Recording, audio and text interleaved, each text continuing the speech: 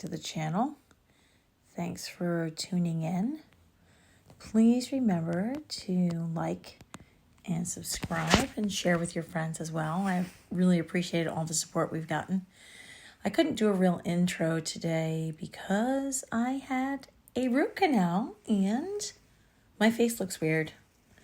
I'm still numb on half of my face, so hopefully I'll be able to enunciate. I had to look again at that brass vase. I did clearly show the big dent in it, which is the reason why I've passed it up twice now.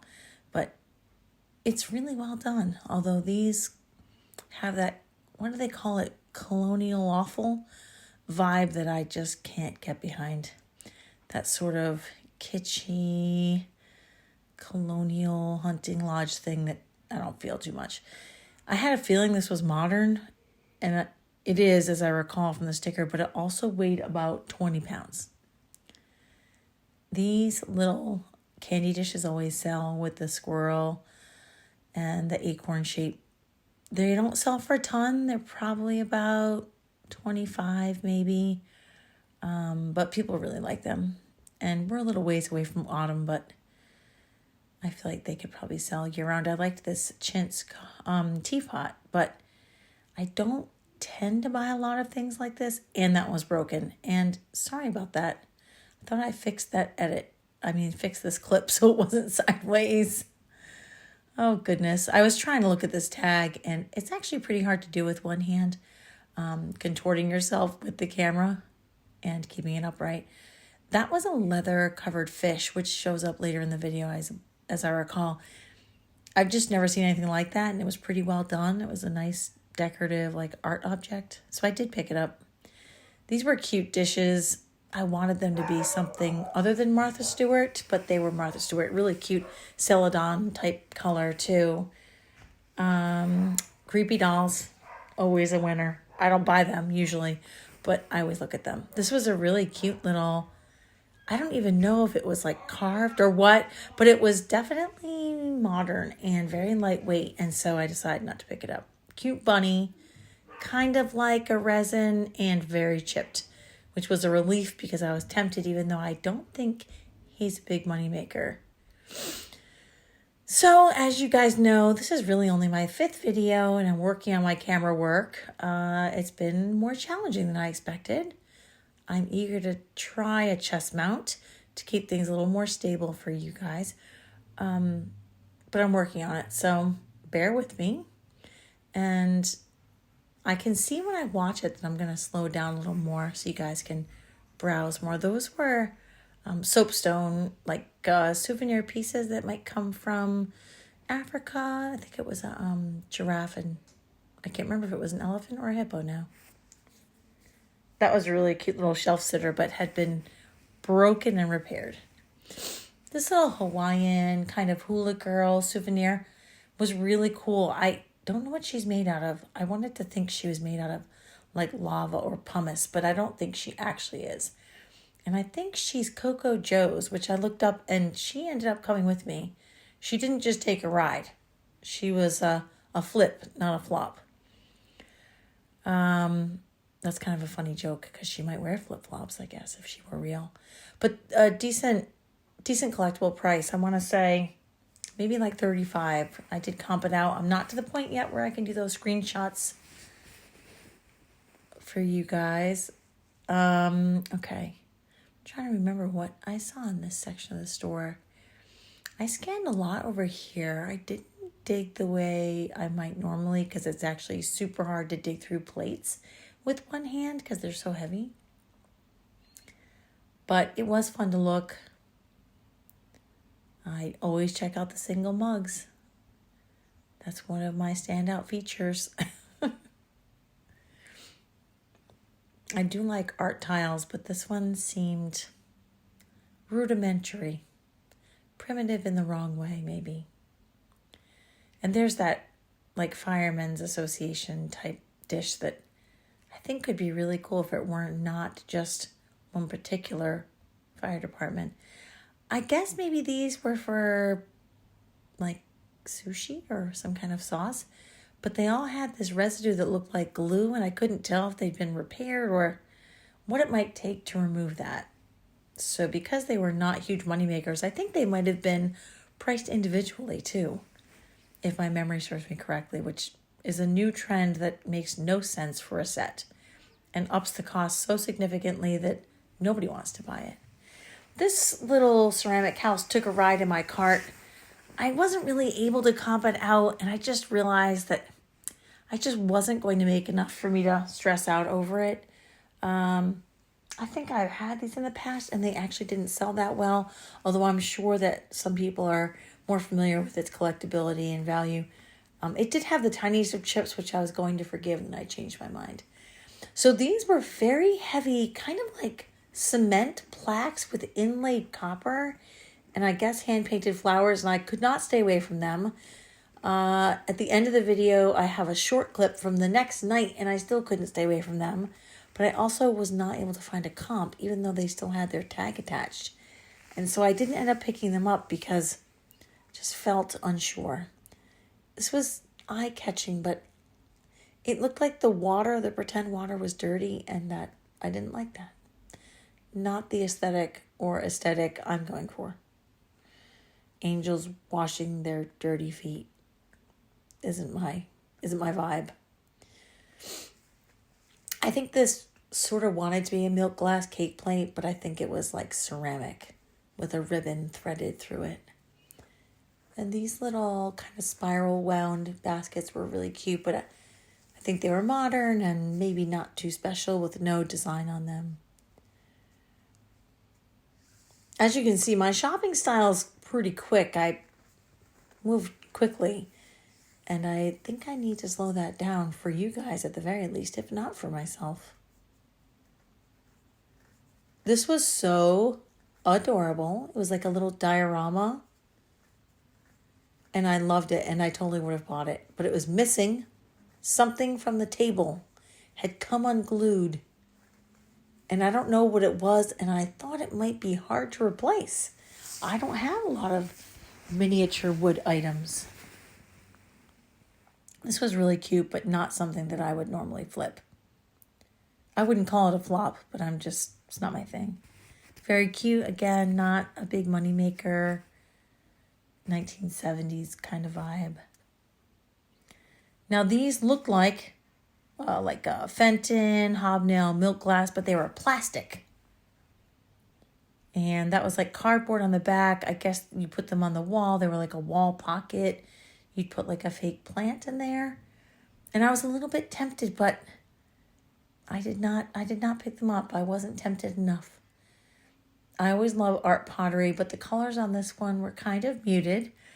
Someone had drilled that hole in the bottom for drainage, and I really like these as vases. So they had kind of limited its versatility by doing that, and that had a little bit of a chip. It looks like they had started clearing out some of the shelves, which I'm going to try to put a positive spin on. I'm hoping that they're bringing in a bunch of stuff. They've had a lot of donations because of like spring fever, yard sales, spring cleaning. And when I went back the next night, the shelves were even more cleared out. Oh gosh, I am very sorry about that. I thought I clipped that off. Fun camera work. Super cute, not vintage. And I mainly sell vintage items. But you can see, like, usually there are about 3 times as many vases and pots for plants here. It sort of made my shopping go faster. This was a really cute little ceramic piece. I have no idea what that little gold symbol or image was.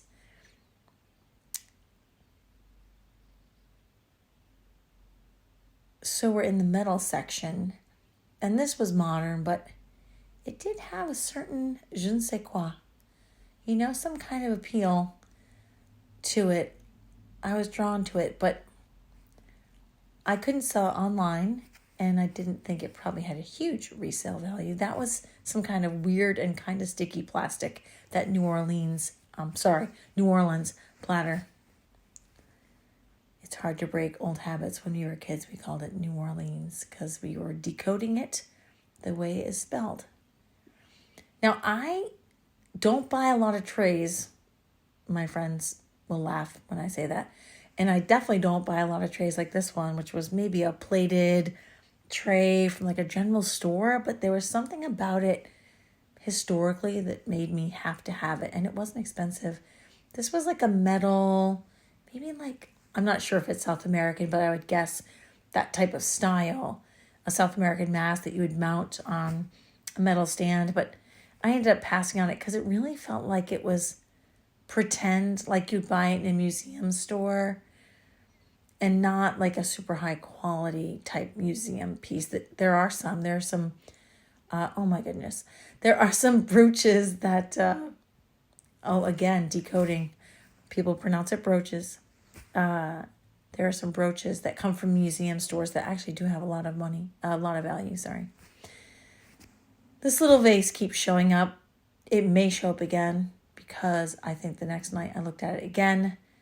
I probably didn't give you a super clear look at the name on it. I looked it up, and I think that the vases were probably like $12 to $15, and now I don't remember the price, but it was just not a big enough flip. I think it would have done okay in the antiques booth or something, but I put it back, and then I put it back again. Or maybe I took it for a ride, and I put it back later. This bathtub type planter tureen was interesting. Also very heavy, which made my camera work bad. In this case, that's what I'm blaming the bad camera work on, which will get better with time, whether I switch to a chest mount, like a GoPro or not. I love these little baskets.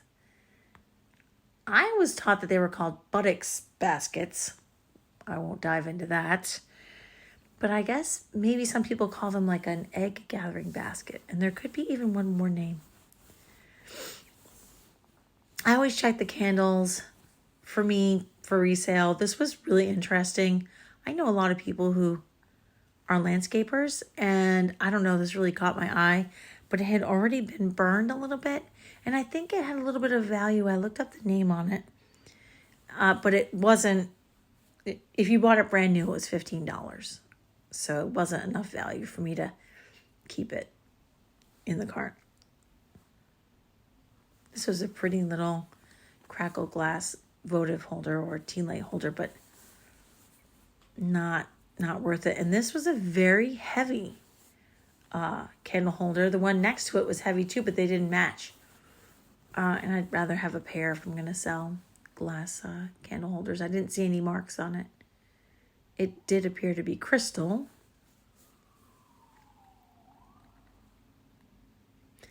This was really cute, and I don't know if I regret not picking it up. I'm not sure I know what it was for. I don't know if it was like an egg cup or a votive holder or a tea light holder or like a double trinket dish or what. It was really cute, but it was gone the next night, so someone else must have loved it. And look at this guy. I'm not going to try to pronounce the name of Russian nesting dolls, but I thought this was really, really cool. I think it was like, it might have even said Lion King on it, but it only had 2 of the big cats, and that was just not going to cut it for me. I need more big cats than that. Oh, and it didn't have a price, so it's a little hit or miss at 2nd Avenue. They will price for you, but it usually costs you, like they take off with your item for an extended period. I don't know where they go to find the answer. They go see the man behind the curtain. I don't know. That was a brass hourglass that had lost its hourglass in that last shot. I kind of hemmed and hawed over this Elvis clock. You know, the king. But I wasn't sure if it was going to work. And at first I couldn't find the price. I think it ended up being like $16 or $17. And I don't know, I don't think it's very vintage. I think it might have been like from the late 90s or early 2000s, so technically vintage.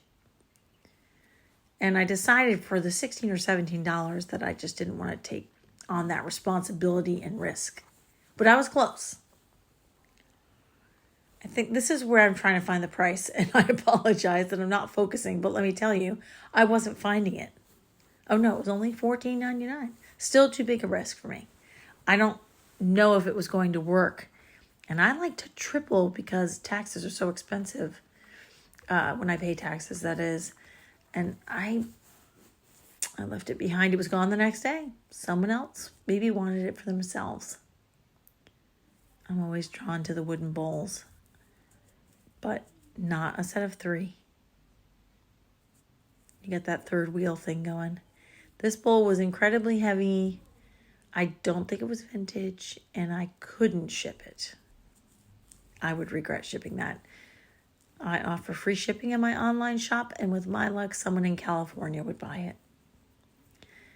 And I do think this was vintage, but it was in excellent condition. I regret not buying it. It reminded me of my mother, who's been gone for almost 10 years now. But it was huge, and I don't need a platter. And so what would happen?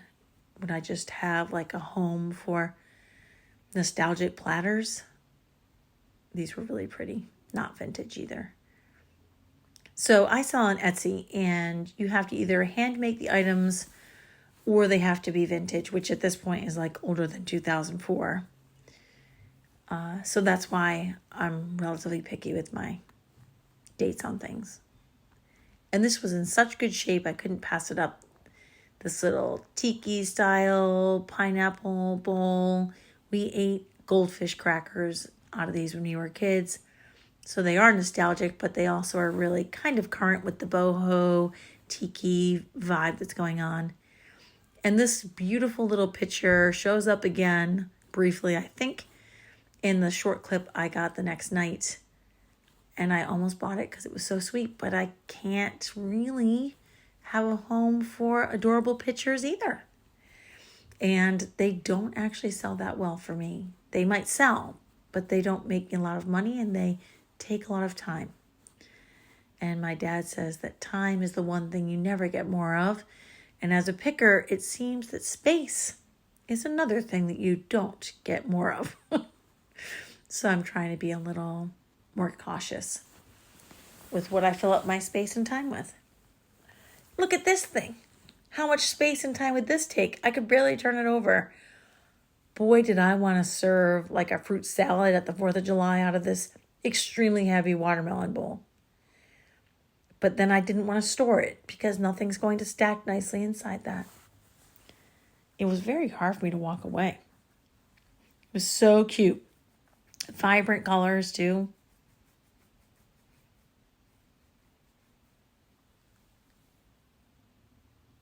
This little dish was cute. I think I did look up the name, and I've forgotten what I learned. But with this particular piece, I learned that it had been severely damaged, so it didn't really matter.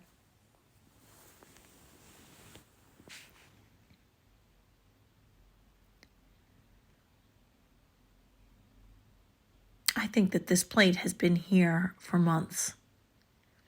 And talk about like nostalgia and like small town history. But if you're trying to flip something for a profit, you do have to be like, you have to have some restraint on your nostalgia, because it isn't your job to save every single thing. I know so many pickers who would have gone crazy over this set. I couldn't do it, but I have a butter dish problem. This was really nice heavy glass, and I liked that it was wide. So if you wanted to have a couple of sticks of butter in there, you could. Or if you buy that fancy butter that's like a weird shape, it would fit. So I don't know if I'll be keeping that or not. I think my husband might have reached his max with butter dishes in our house. Yeah. I don't know what that is. We have one of these. You can get them on Amazon. That one was chipped, and they do work great if you want fresh, like lime or lemon juice. And those coasters looked really cool, still in the original box, but they were some organization or something. It was a very limited market. I love wooden pieces of all types, and these were like sort of cast iron trivets, but my experience with a lot of metal trivets is you have to be careful because Metal conducts heat. Sometimes it will conduct heat through its little legs into the surface you're trying to protect. I once damaged a table because one of the little legs maybe had lost its rubber foot, and it left a mark on the table because of that. So I don't buy a lot of metal trivets, at least for myself. All this wood, I think these were like monkey pod wood or good wood, which is like similar to teak maybe, or like a cheaper type of teak. I can't remember because I learned something about it a million years ago. So I always look for teak. I look for that actual type of wood. That Lazy Susan was adorable and had little ladybugs on it. But it's a big piece. And how much will it cost to ship a piece that's about 11 or 12 inches across? Speaking of the cost of shipping, that stone mortar and pestle was really cool. It went back on the shelf. I don't know what the former people were doing with it. Breaking Bad, maybe? I don't know. But it looked like it had been like burned, or I don't know. I don't know what they were pounding, but it didn't look like the kind of piece I would want to ship out to rehome. I was kind of showing you what was in the cart at this point. I found an Afghan. I call those blankets Afghans. I think people call them granny square or just a crochet blanket. And it wasn't very expensive. I think I showed the tag. I think it was $5.99. So I believe this is the next night. I'm looking at this little piece, this little lidded dish. Could never figure out what it was made of. It felt like ceramic, but I think it was resin, and it was chipped up quite a bit. And I always buy Raku pottery. You can tell what it is by the bottom. It's got this sooty looking dark bottom. And this one had like an image of, I don't know if it was a deer or a kangaroo. It was really cool. I haven't even peeled off the sticker to see if it was signed because I thought it was a good buy. I liked these soup mugs, but there were 3 of them. 2 were black and 1 was blue. I couldn't really peel the stickers, even though someone else had already peeled the stickers. And a set of 3 doesn't sound like a great idea to me. Priced individually, also not great. Not a super easy ship, only because they were kind of oversized.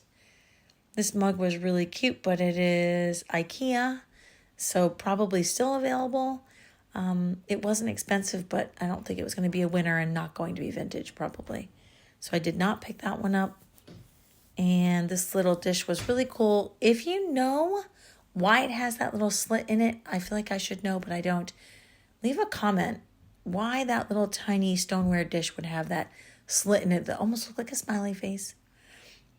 So these kind of mugs are another thing that I sometimes pick up because I feel like I'm preserving history. But I have to remember that I also have to preserve my bank account. And if I pay $1.50 for that mug and it sells for $15 to some kind of obscure collector and I spend $8 shipping it, then preserving history was kind of costly for me in time and lack of profit. So I've been trying not to do that to myself. This little box was beautiful. And these guys were so cute. Now that I see them again, I kind of wonder, should I have gotten them? Leave a comment if you think you would have picked these up. Kitschy 1970s, like nursery playroom decor. They weren't in perfect condition, but aren't they adorable? The graphics and the colors, super cute. I don't know if there's a real market for those right now. I think there was a few years ago.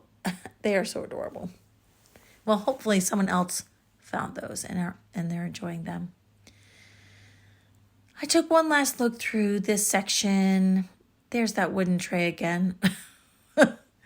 It kept catching my eye because it was the right era.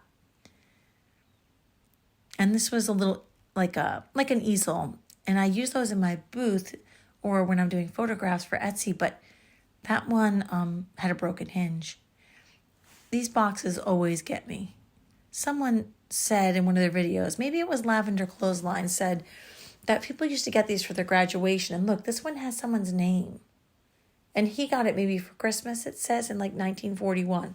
So like I wanted to buy it to preserve this man's history, you know? But that sort of doesn't make sense. And it sounds silly, but thank God it was missing a foot because then I had a reason not to preserve it. Thank you guys for tuning in to Flippin' Lizzie. We really appreciate you guys joining us as we are thrifting, finding stuff, and learning how to be the best flippers we can be.